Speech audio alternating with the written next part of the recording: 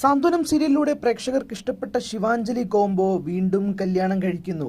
ഭർത്താവ് ഭാര്യയായി ഇവരും കുടുംബം ജീവിക്കുന്നു എന്നുള്ളത് തന്നെയാണ് ഇപ്പോൾ വന്നിരിക്കുന്ന ഏറ്റവും പ്രധാനപ്പെട്ട അപ്ഡേറ്റ് എന്ന് പറയുന്നത്.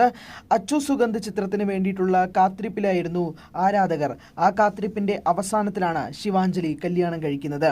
പെണ്ണിനെ ഇഷ്ടമായോ എന്ന സിനിമ ഒരു ഷോർട്ട് ഫിലിമായി പരിഗണിക്കാൻ കഴിയില്ല. 24 മിനിറ്റ് 18 സെക്കൻഡ് ദൈർഘ്യമുള്ള ഒരു സിനിമ എന്ന് തന്നെ വിളിക്കണം.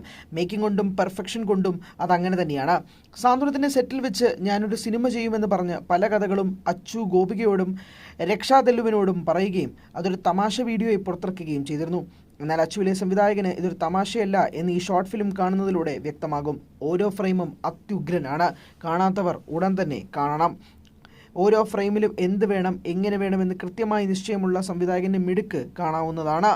എന്തായാലും ശിവാഞ്ജലി ആരാധകർക്ക് ഇത് സന്തോഷകരമായ കാര്യമാണ്. സജിൻ ഗോപിക